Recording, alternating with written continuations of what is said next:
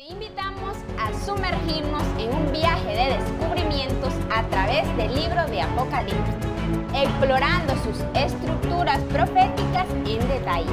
En cada video exploraremos el contexto de sus símbolos. Buscaremos ofrecer una comprensión clara y profunda de cada elemento y su relación desde un enfoque personal. Nos gustaría que formes parte de esta exploración y compartes tus perspectivas, preguntas y descubrimientos en tus comentarios.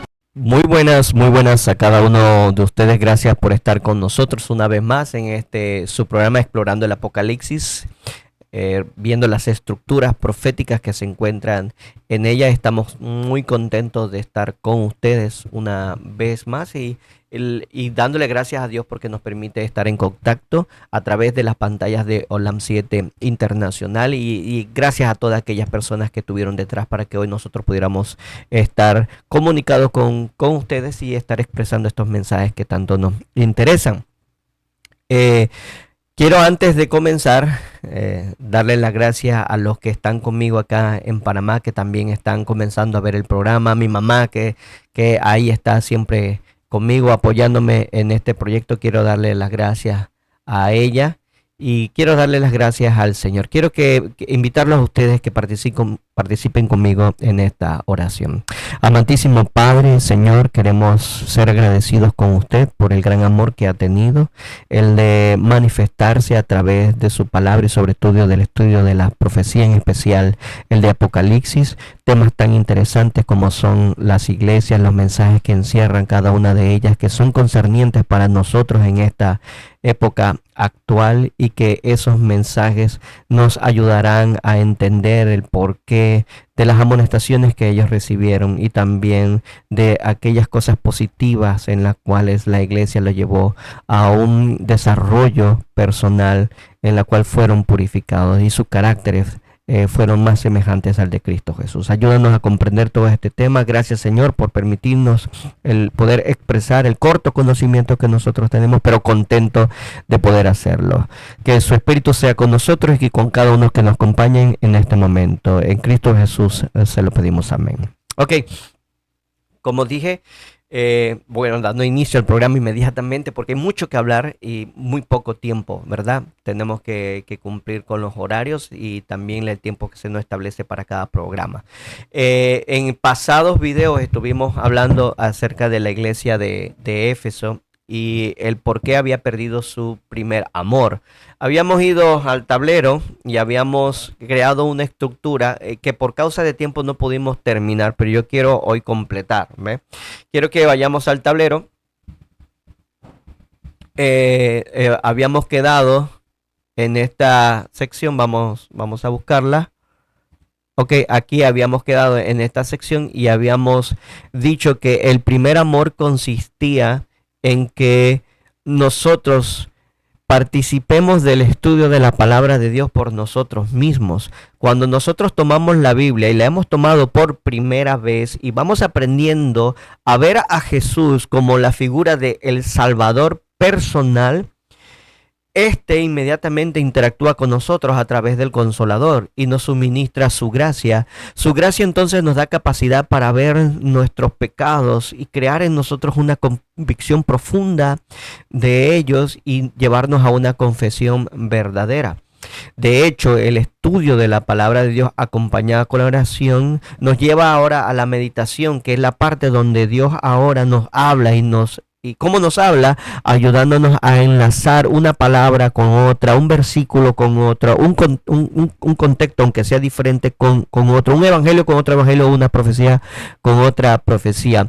Y en este ciclo de esta estructura, nosotros cada vez vamos recibiendo más gracia divina y por supuesto su amor. Y como resultado, como causa de efecto, que nos lleva a un efecto, pues la parte misionera, el evangelismo, el trabajar por otro, el ayudar a los ancianos, a los huérfanos, a las viudas y a todo hambriento, sediento de la palabra de Dios, a ver a Cristo Jesús como nosotros lo hemos visto, será el resultado, ¿ok? Será el resultado. Es importante esto porque el estudio de la palabra de Dios nos lleva a un concepto que estuvimos abordando y que quiero que repasarlo así muy rápidamente.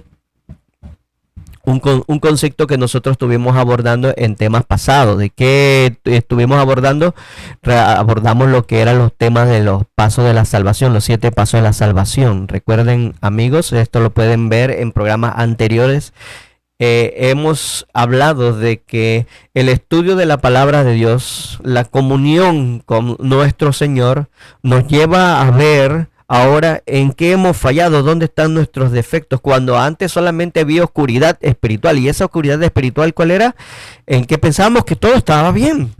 De hecho, nos podíamos vernos a nosotros mismos como tan buenos que oye, soy tan bueno con mi vecino, soy tan bueno con mis familiares, soy tan bueno en mi área de trabajo, oye, yo soy lo máximo.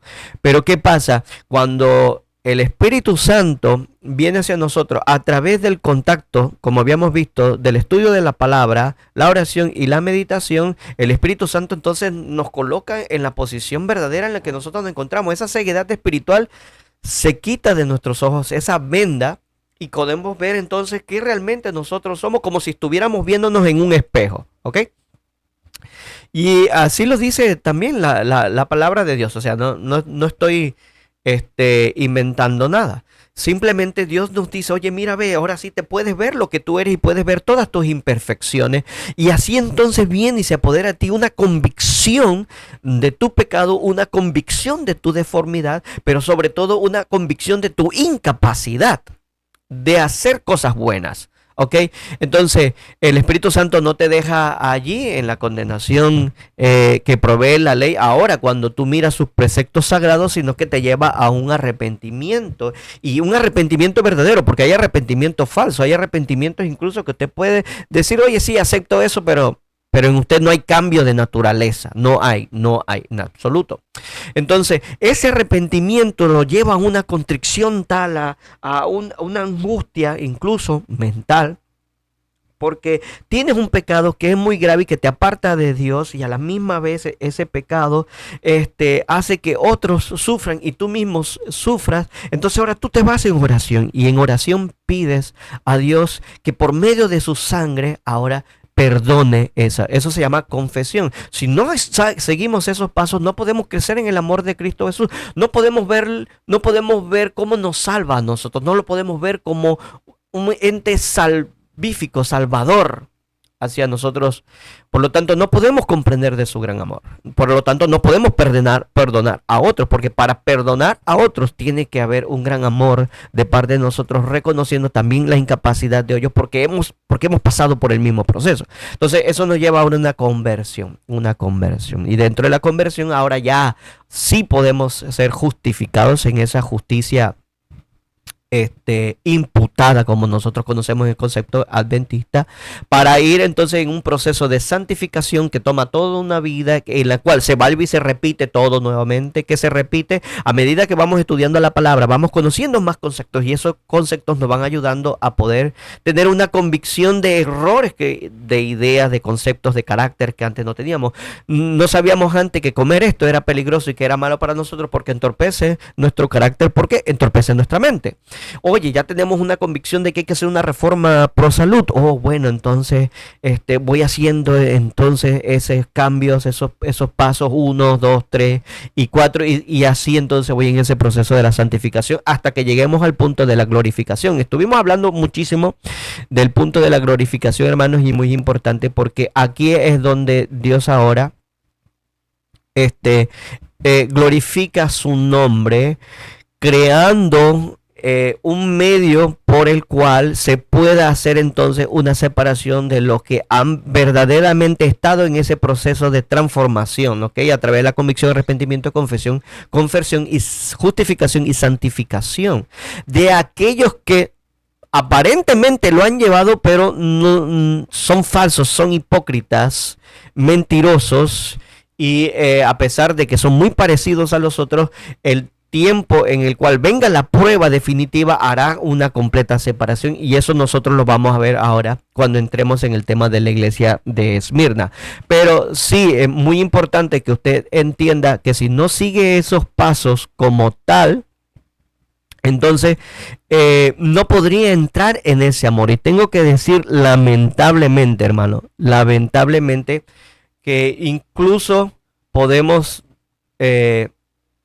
con tristeza decir que hay hermanos que ni siquiera podrían perder su primer amor porque no han estado en su primer amor. ¿Por qué no han estado en su primer amor? Porque el conocimiento de la verdad no ha llegado por sí mismo, sino por medio de otros instrumentos, y no han querido participar en ellos. Bueno, por infinidad de razones. Tal vez dirán, bueno, lo que pasa es que el pastor sabe más, el pastor estudia hebreo, griego, historia, y bueno, se le ha pasado todo estudiando y ese es su deber, ¿no? Y solamente voy a asimilar lo que él me diga a mí.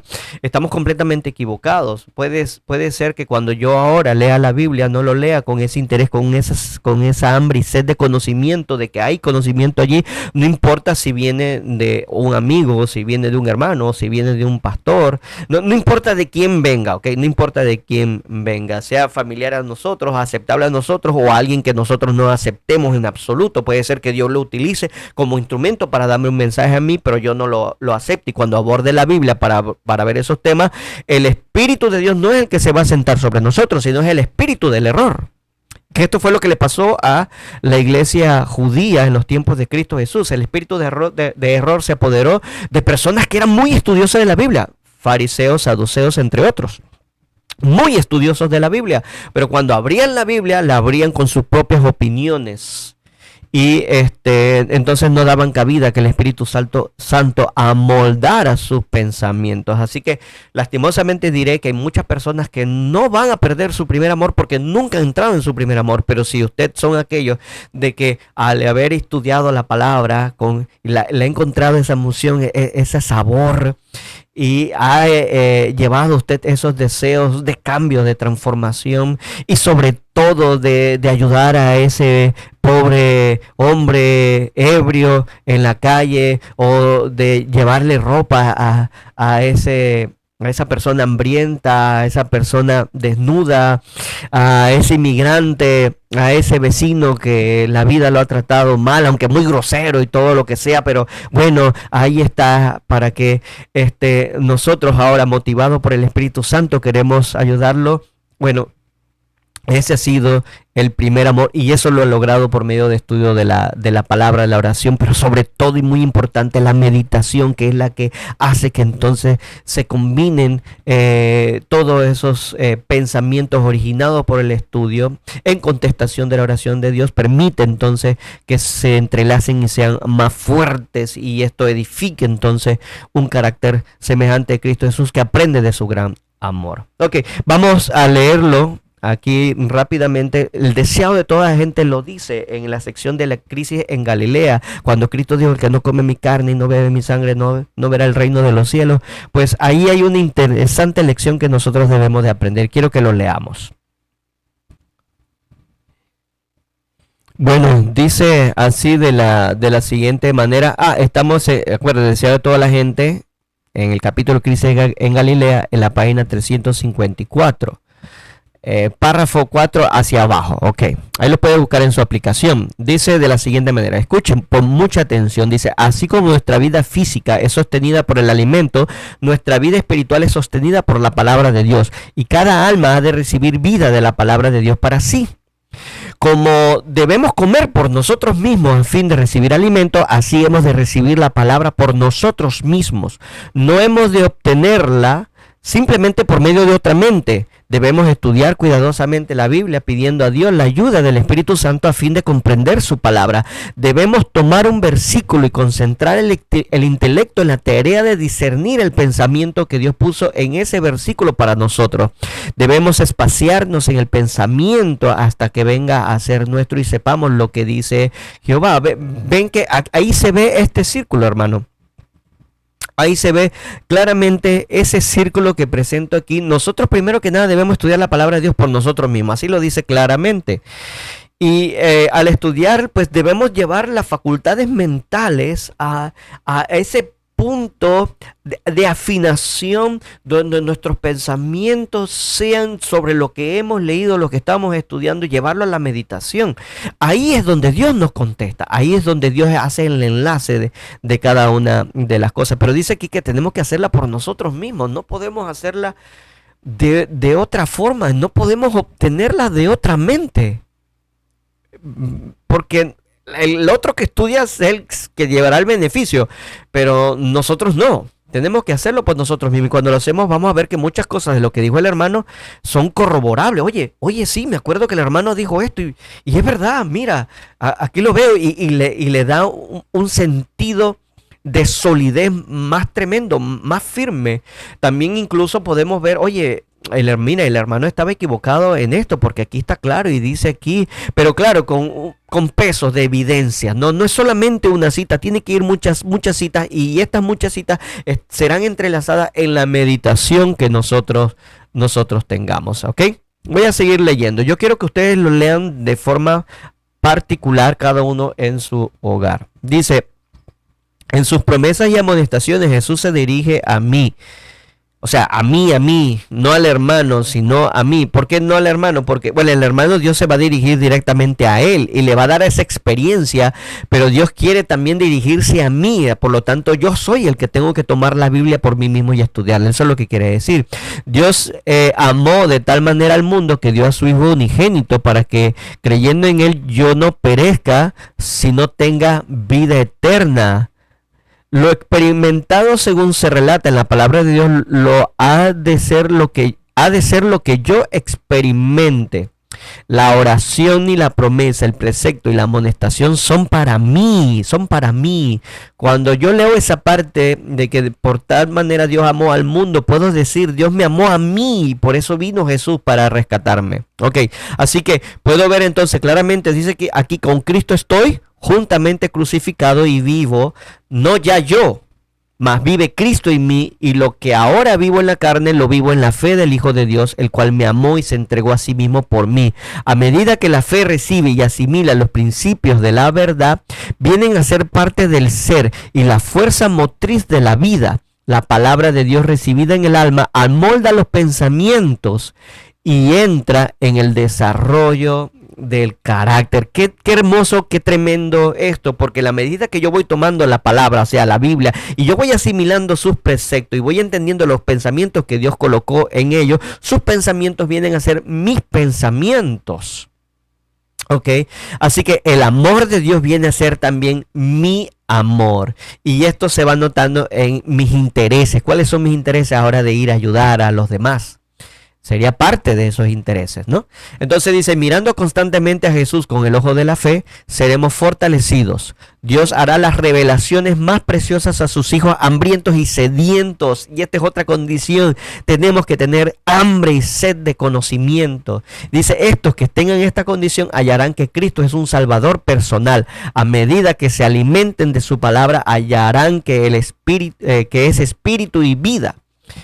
Y la palabra, entonces dice, destruye la naturaleza terrenal y la natural e imparte nueva vida en Cristo Jesús. Quiero hacer un alto aquí, porque si nosotros, hermanos, si nosotros no comprendemos esta estructura, el estudio de la palabra, la oración y la meditación, ¿cómo nosotros podemos pretender tener una transformación de nuestra naturaleza? Nosotros podemos hacer muchos esfuerzos. Podemos hacer muchísimos esfuerzos de toda clase. Podemos incluso hacer obra misionera y somos muy participantes en la obra misionera, pero después nos vamos desanimando y nos vamos desalentando y decimos, wow, lo que pasa es que he dejado el primer amor. Pero no ha sido así, porque nunca ha estado en ese estudio, esa palabra, simplemente ha sido esfuerzo propio.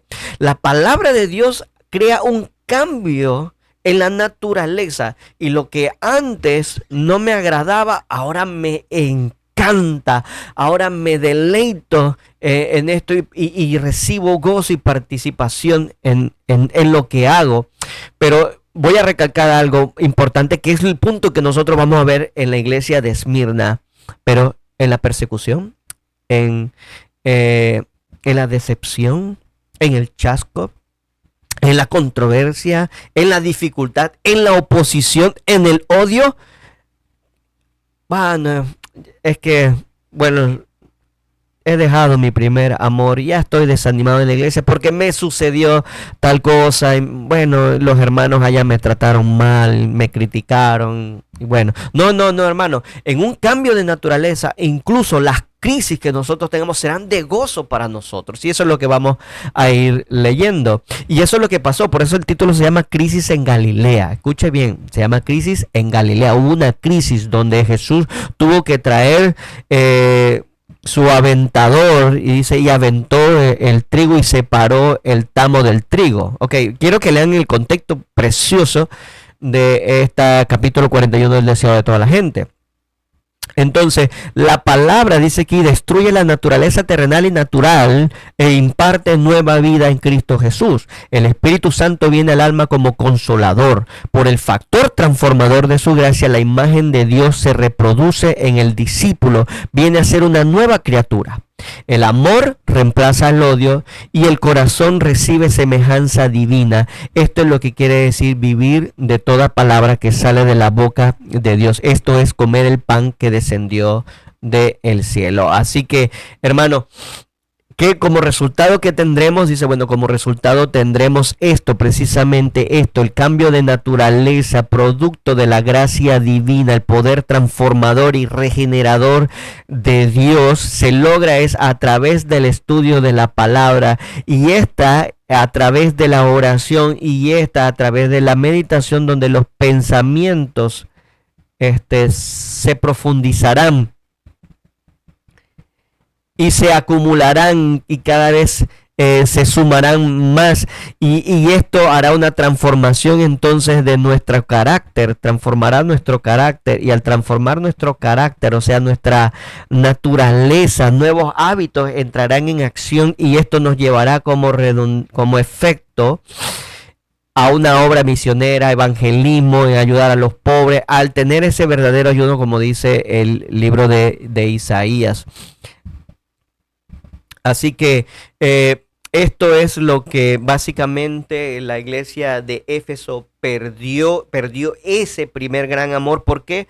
Porque ya buscaron la palabra con sus propias opiniones, con sus propias inclinaciones, y claro, tenemos que entender también que los sofismas de Satanás comenzaron a introducirse a través de esos elementos que parecían verdadero trigo, pero eran solamente cizaña, y comenzaron a traer contiendas y debates. Pero pasó más, porque dice así, y leímos en el video anterior, porque se aburrieron de las mismas verdades, y ahora querían cosas sensacionales, fabulosas, que fueran tan llamativas, que atrajeran a otras personas a estos. Y esto fue doloroso, lo que llevó a la iglesia de Éfeso. Pero como dijimos, hoy vamos a entender un poquito más ese aspecto de cómo podría suceder con nosotros cuando llegamos a la aflicción, cuando llegamos a la persecución, que es la iglesia de Esmirna. Primero, antes tenemos que entender algo.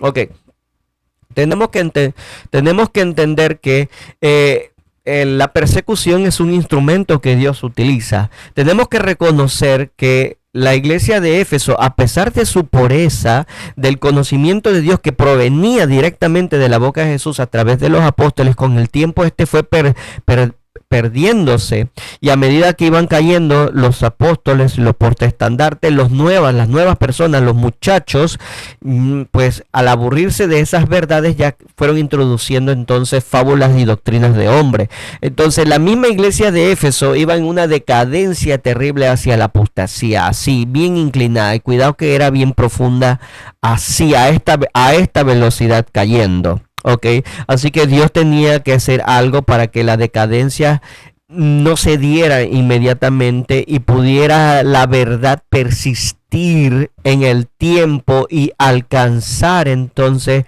la pureza a finales de tiempo. Dios conocía, recuerde que Cristo Jesús estaba en el santuario, Y Cristo Jesús está ahí entre medio de los candelabros tratando de mantener esa llama viva. Recuerda que ese era el punto, mantener la llama viva y constante. Si nosotros leemos, por ejemplo, en la Biblia, y miren lo que le dice la iglesia de Éfeso, es una amonestación terrible si no recuerda de dónde había caído primero. Ok, leamos, vamos a leer en la Biblia el capítulo 2 del mensaje de Éfeso. Dice de la siguiente forma. Dice, y has sufrido y has tenido paciencia y has trabajado dura arduamente por amor de mi nombre y no has desmayado. Dice, pero tengo contra ti que has dejado tu primer amor. Recuerda por tanto de dónde has caído y arrepiéntete y haz las primeras obras, pues si no, vendré pronto a ti y quitaré tu candelero de su lugar si no te hubieras arrepentido. Ven, hermano, qué terrible la amonestación que Cristo Jesús le estaba haciendo. Le estaba diciendo, oye, mira, te voy a quitar de ese candelabro y ya te voy a apagar tu llama. Imagínense lo que hubiera sucedido. Hubiera caído rápidamente en una apostasía. Pero ¿qué hace Dios? Entonces ahora lo llama la persecución. Mire, vamos a leer en el libro de Éfesos. Vamos a leer el libro de Hechos de los Apóstoles y vamos a entender ahí por qué de la persecución. Es interesante, vamos a leerla. Y aquí estamos, en Hechos de los Apóstoles, el capítulo 11, en la página 86.2. Miren lo que dice aquí. Dice, la persecución que sobrevino a la iglesia de Jerusalén dio gran impulso a la obra del Evangelio. El éxito había acompañado la administración de la palabra en ese lugar y había peligro de que los discípulos permanecieran demasiado tiempo allí desatendiendo la comisión del Salvador de ir a todo el mundo, olvidando que la fuerza para resistir al mal se obtiene por mejor mediante el servicio agresivo. Comenzaron a pensar que no tenían ninguna obra tan importante como la de proteger a la iglesia de Jerusalén de los ataques del enemigo, y en vez de enseñar a los nuevos conversos a llevar el evangelio a aquellos que no lo habían oído, corrían el peligro de adoptar una actitud que indujera a todos a sentirse satisfechos con lo que habían realizado. Imagínense, hermanos, o sea, en otras palabras, ya los cristianos en el tiempo de la iglesia de Éfeso iban a conformarse e iban a estar muy cómodos ahí, sentaditos, tranquilitos. Bueno, vamos a proteger a nuestra iglesia de los ataques y esa es solamente la labor que íbamos a hacer. Pero la comisión de ir a otros lugares, bueno, es que estamos recibiendo ataques y hay que protegernos nosotros primero. Primero nosotros y después a aquellos. Miren, aquí había un peligro de conformidad y de comodidad que los cristianos en aquel entonces tenían. Así que Dios ve entonces que era necesario para poder impulsar la obra del evangelio a todos los rincones de la tierra, a través de la persecución, porque si no caerían en ese estado de conformidad en el mundo. Ya Cristo sabía por su sabiduría y hacia dónde iban, así que tenía que traer la persecución. Dice aquí, para dispersar a sus representantes donde pudieran trabajar para otros, Dios permitió que fueran perseguidos. Sí, Dios permitió que fueran perseguidos. Ahuyentados de Jerusalén, los creyentes iban por todas partes anunciando la palabra. Entre aquellos a quienes el Salvador había dado la comisión, id y doctrinad a todos los gentiles, se contaban muchos de clase social humilde, hombres y mujeres que habían aprendido a amar a su Señor y resueltos seguir su ejemplo de abnegado servicio. A estos humildes hermanos, así como los discípulos que estuvieron con el Salvador durante su ministerio terrenal, se les había entregado un precioso cometido. Debían proclamar al mundo las alegres nuevas de la salvación por Cristo. Así que dice aquí, y miren qué interesante, al ser esparcidos por la persecución, salieron llenos de celo misionero y comprendían la responsabilidad de su misión. Así que es importante, muy importante, que Dios permite ahora que a través de la persecución se logre esparcir el evangelio, porque entonces crea una separación muy importante entre lo falso, lo hipócrita de lo verdadero. Y entonces esa persecución iba a lograr purificar la iglesia, iba a lograr el cometido que debería llegarse. Bueno, nosotros podemos leer ahora en Apocalipsis, en el capítulo 2 del mensaje de la iglesia de Esmirna, esto que dice así, versículo 8 en adelante, dice, y escribe el ángel de la iglesia de Esmirna, el primero y el postrero, el que estuvo muerto y vivió, dice esto, yo conozco tus obras y tu tribulación y tu pobreza, pero tú eres rico, y la blasfemia de lo que dicen ser judíos y no lo son, sino la sinagoga de Satanás. No temas en nada lo que vas a padecer. He aquí, el diablo echará a algunos de vosotros en la cárcel para que seáis probados y tendréis tribulación por 10 días. Sé fiel hasta la muerte y yo te daré la corona de la vida. Y al que tiene oído, oiga lo que el Espíritu dice a la iglesia, que el que venciere no sufrirá daño de la segunda muerte. Qué interesante y es bonito el relato que da Cristo Jesús aquí, porque primero se coloca un título, así como habíamos leído en el título que se colocó Jesús en la primera parte de la iglesia de Éfeso, como aquel que sostiene a las iglesias a través de todo el tiempo, a todas las edades, sostiene a las iglesias porque Él está en el medio del lugar santo entre los candelabros de oro y Él es el que mantiene mantiene viva la llama de cada una de las iglesias. Sin esto, pues la decadencia, la apostasía sería grande.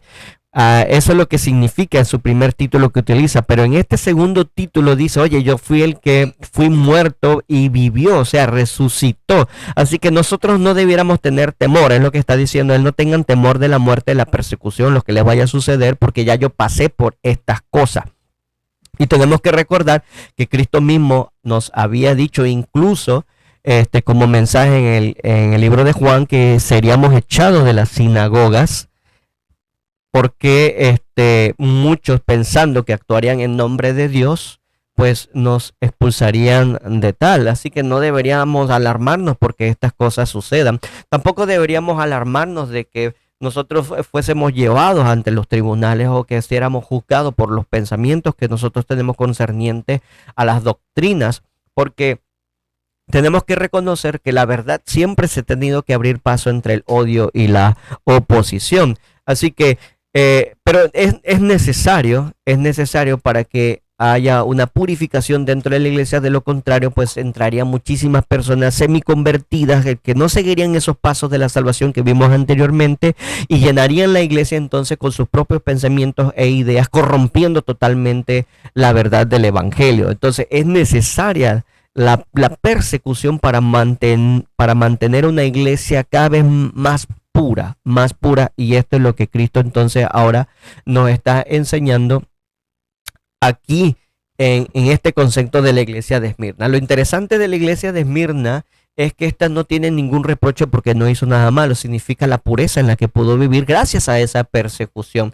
Y en esa purificación también el concepto de la verdad, la llama de la verdad, estuvo vibrando muy viva, muy grande, porque ellos podían, dice, conocer la diferencia de la verdad y el error, podían discernir las blasfemias de los que se dicen ser judíos, o sea, podían reconocer un verdadero judío de otro. Dice, y no lo son, sino sinagoga de Satanás. Así que ellos tenían esa capacidad, pero le dice, oye, pero no temas, vas a padecer persecución, vas a ser probado, estaréis en tribulación por 10 días. Bueno, muchos conocen este concepto, que la iglesia de Esmirna es la que vivió el tiempo de la persecución pagana de la iglesia de Roma. Pablo fue uno de los que fue llevado a este martirio por causa del emperador Nerón. Así que los cristianos en ese tiempo tuvieron que vivir horribles matanzas, eran echados al Coliseo, y en el Coliseo soltaban perros rabiosos, leones hambrientos, y bueno, los romanos no tenían piedad ni siquiera de los niños, de las madres, y estos los echaban allí para que sufrieran esa muerte atroz. Pero Cristo ya estaba diciéndole, sé fiel hasta la muerte, dice, y yo te daré la corona de la vida. Por así mismo, como yo he padecido persecución, pues no debes de asustarte este concepto. Dice, toma tu cruz, toma con ella y sigue en pos de mí. Si esto me ha acontecido a mí, pues tienes que saber que también te va a acontecer a ti, porque tienes que reconocer que hay una lucha en la que Satanás está ahora tomando gran ventajas porque el mundo le obedece a él, así sus emperadores, sus gobernantes, todos le obedecen a él y siguen sus dictámenes, y sus dictámenes son de destrucción del pueblo de Dios. Él quiere arrasar con toda la verdad y con todo su pueblo para él lograr entonces la victoria ante Cristo Jesús. Pero Jesús está ahí, rodeando ahí en medio de los candelabros de oro para que esto no suceda. Así que ahí está la ventaja. Vamos a leer un poquito más sobre esto. Recuerden, el punto es que estamos estudiando aquí que podemos ver la ventaja de la persecución. Vamos a leer un poco más ahora en el conflicto de los siglos. Dice aquí en la página 50, el conflicto de los siglos: no hay duda de que los cristianos primitivos fueron un pueblo peculiar. Su conducta intachable y su fe inquebrantable constituía un reproche continuo que turbaba la paz del pecador. Aunque pocos en números, escasos en bienes, sin posición ni títulos honoríficos, aterrorizaban a los obradores de maldad donde quiera que fueran conocidos su carácter y sus doctrinas. Por eso los odiaban los impíos, como Abel fue aborrecido por el impío Caín. Así lo mismo también pues ellos, dice así, pues por el mismo motivo que tuvo Caín para matar a Abel, los que procuraban librarse de la influencia refrenadora del Espíritu Santo daban muerte a los hijos de Dios. Por ese motivo los judíos habían rechazado y crucificado al Salvador, es a saber, por la pureza y la santidad del carácter de que éste constituía una reprensión constante para su egoísmo y corrupción. Desde el tiempo de Cristo hasta hoy, sus verdaderos discípulos han despertado el odio y la oposición de los que siguen con deleite en los senderos del mal. Así que, como decía, la lucha del bien y mal, Satanás no está interesado en el desarrollo del cristiano, así que aquellos que quieren vivir piamente en Cristo Jesús van a padecer esa persecución por parte de aquellos que no quieren refrenar sus impulsos, o quieren dominar sus emociones y quieren vivir en esa vida de pecado. Y así fue la iglesia, el pueblo romano en aquel entonces, el pueblo pagano. En ellos habían griegos, judíos, habían de toda clase, de todas partes. Ellos tenían religiones que habían adoptado totalmente contrarias a los preceptos que los judíos habían entendido a través de la palabra, y sabían que también ese negocio producido por la venta, por ejemplo, de estatuillas o figuras, monumentos, arte, bueno, todo lo concerniente a la religión pagana, pues iba a sufrir, porque iba a tener un cambio muy drástico. Y Satanás entonces alentó a la gente a no querer perder ese negocio lucrativo que tenían con la religión, permitir entonces que la religión de Cristo lo destruyese. Así entonces Satanás llevó a una guerra al verdadero cristiano, pero recuerden que esto lo permitió Dios para que entonces la iglesia hubiese muchísimo más pureza. Seguimos leyendo. ¿Cómo puede llamarse el evangelio un mensaje de paz? Cuando Isaías predijo el nacimiento del Mesías, lo confirió el título de príncipe de paz. Cuando los ángeles anunciaron a los pastores que Cristo había nacido, cantaron sobre ellos los valles de Belén: gloria en las alturas a Dios y en la tierra paz. Pero hay una contradicción aparente, dice aquí, entre estas declaraciones proféticas y la palabra de Cristo. Dice: no vine a traer paz, sino traer espada. Pero si se las entiende correctamente, se nota armonía perfecta entre ellas. El mensaje, dice, es un mensaje de paz. ¿Ok?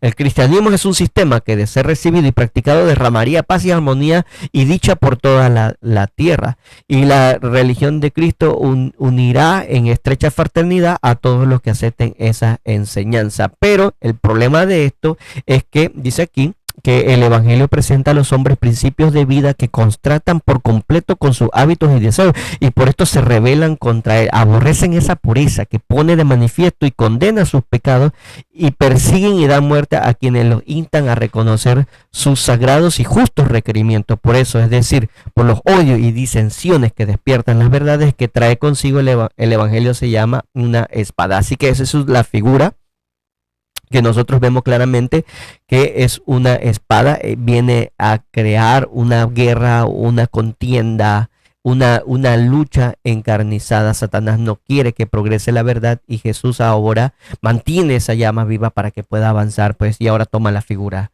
de espadas. Entonces, miren, aquí va el punto. Dice: la providencia misteriosa que permite que los justos sufran persecución por parte de los malvados ha sido causa de gran perplejidad para muchos que son débiles en la fe. Hasta los hay que sienten que se sienten tentados a abandonar su confianza en Dios porque Él permite que los hombres más viles prosperen, mientras que los mejores y los más puros sean afligidos y atormentados por el cruel periodo de aquellos. ¿Cómo es posible, dicen ellos, que uno que es todo justicia y misericordia y cuyo poder infinito tolere tanta injusticia y opresión?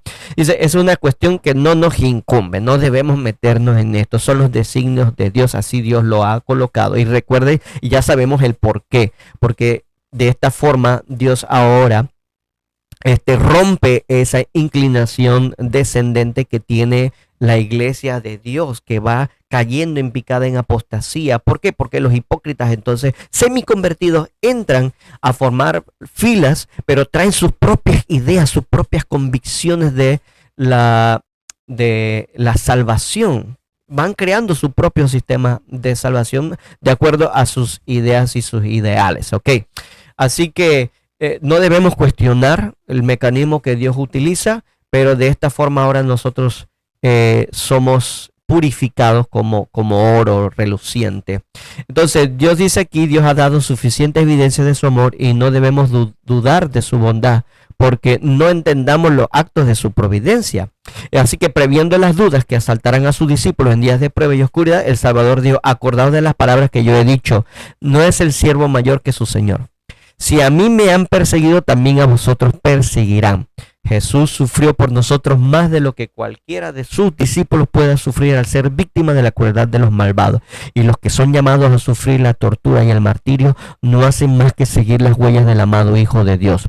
Y dice así, el Señor no tarda su promesa, no se olvida de nosotros ni nos abandona, pero permite a los malvados que pongan de manifiesto su verdadero carácter para que ninguno de los que quiera hacer la voluntad de Dios sea engañado con respecto a ellos. Así que Dios permite entonces que la persecución venga para que haya una diferencia, una separación entre el que es falso, hipócrita, al verdadero amante de Cristo Jesús, que se ha espaciado en su palabra a través de la oración y la meditación y ha logrado conocer el gran amor de Dios y lo ha manifestado en su vida, en su carácter, en sus pensamientos, en sus palabras y en sus acciones. Así que la aflicción entonces viene a formar parte por causa de la persecución, y estos entonces se llenan de gozo porque saben que están participando de la misma naturaleza que Cristo Jesús tuvo.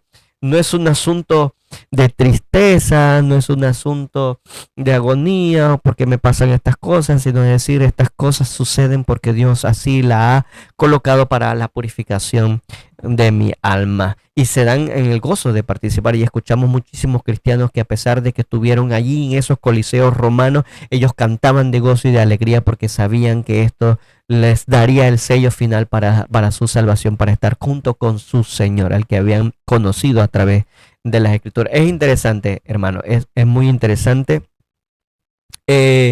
Dice aquí, hay otro asunto, hay de más importancia aún, que debería llamar la atención de las iglesias hoy en día. Aquí viene el mensaje a nosotros, la iglesia lodicense.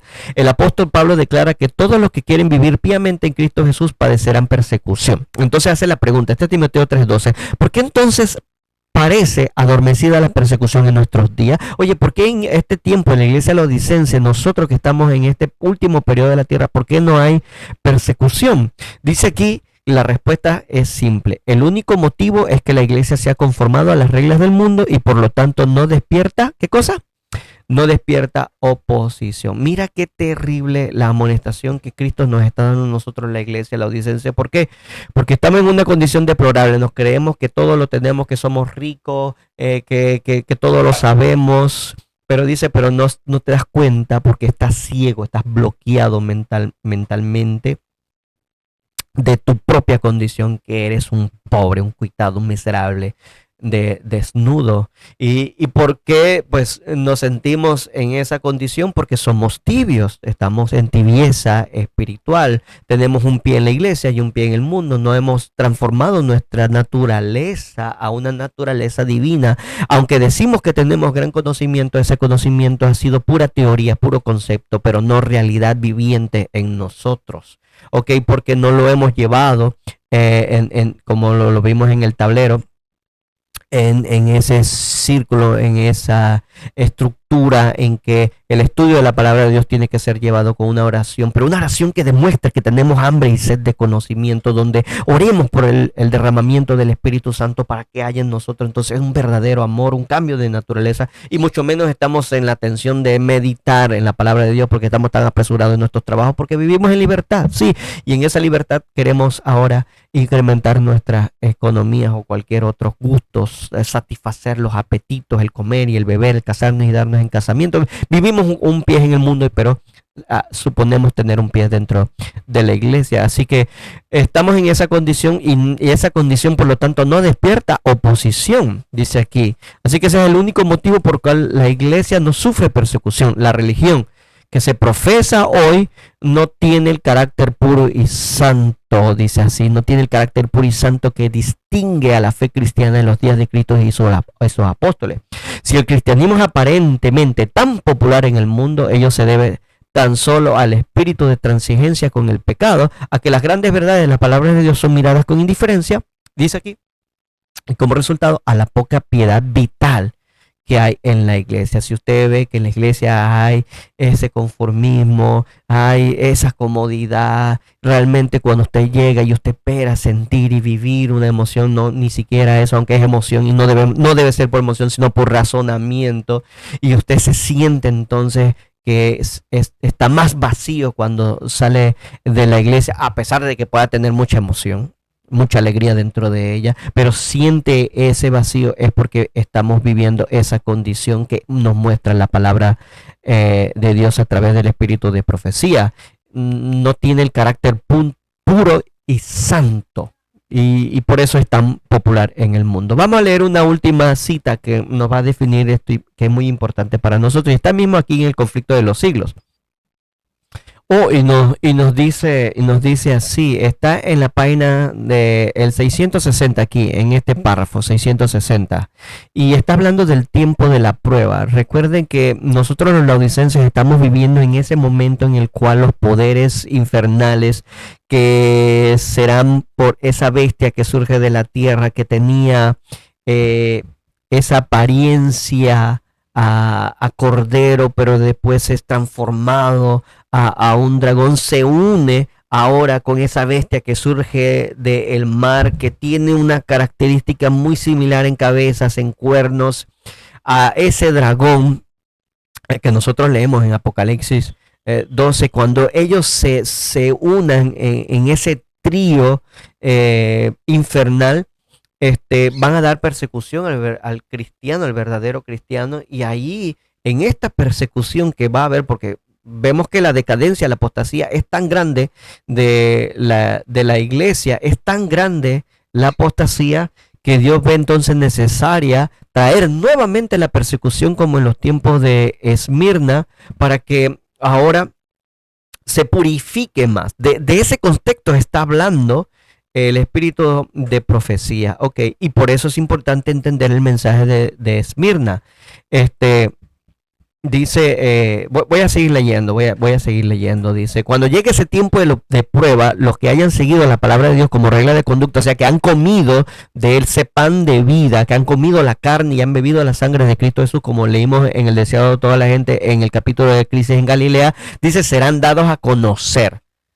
En verano no hay diferencia notable entre los árboles de hoja perenne y los que la pierden, pero cuando vienen los vientos del invierno, los primeros permanecen verdes, en tanto que los otros pierden su follaje.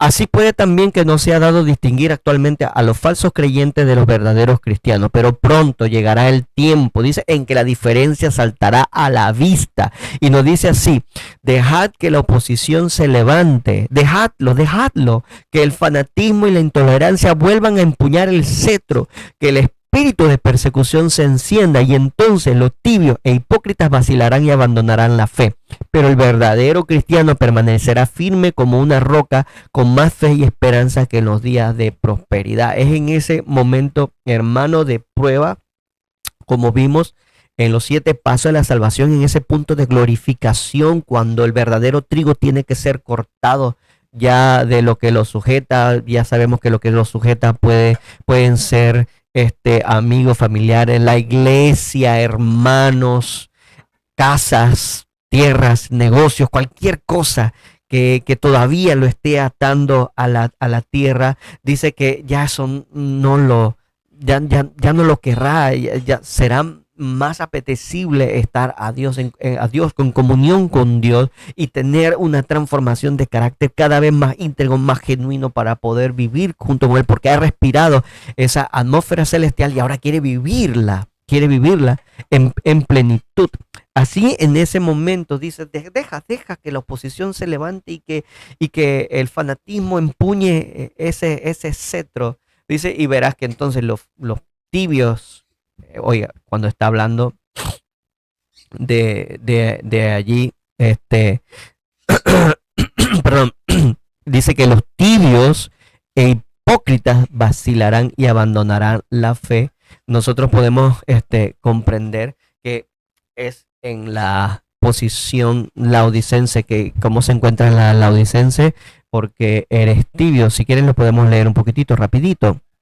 Dice, sí, escribe el ángel de la iglesia de la Odisea en el versículo 14, aquí el amén, el testigo fiel y verdadero, el principio de la creación de Dios dice esto: yo conozco tus obras, que ni eres frío ni caliente. Ojalá fuese frío o caliente, pero por cuanto eres tibio y no frío ni caliente, te vomitaré de mi boca. Ya sabemos, entonces comprendemos este concepto. Viene una persecución, una persecución bien terrible, donde el primero que saldrá serán los tibios y los hipócritas también, y entonces la iglesia va a permanecer pura. Recuerde que habíamos hablado de esa transición, la vamos a buscar rápidamente aquí en nuestro tablero, ya se nos está acabando el tiempo, pero quiero que lo veamos, porque va a haber una transición de la iglesia militante a la iglesia triunfante.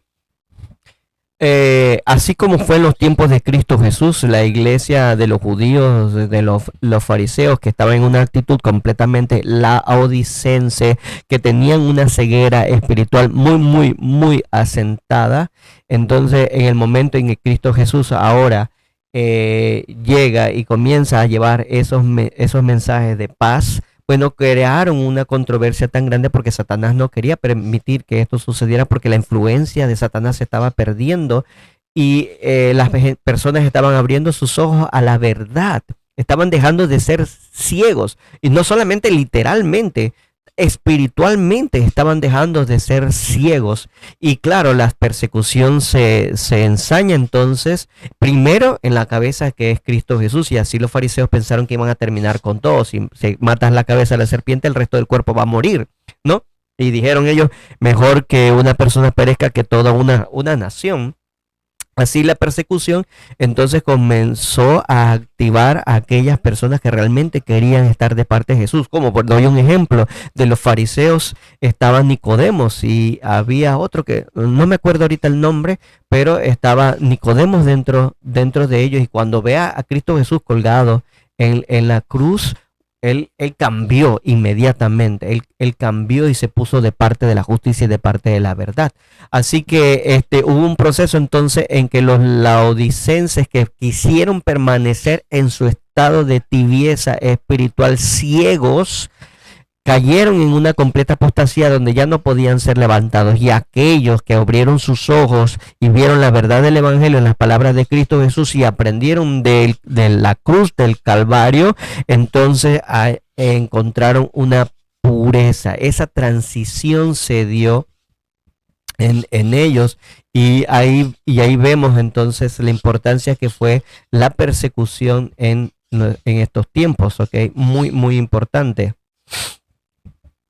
Así que lo mismo va a pasar con nosotros, y el mensaje que la iglesia de Esmirna nos da. Bueno, se ha acabado el tiempo prácticamente.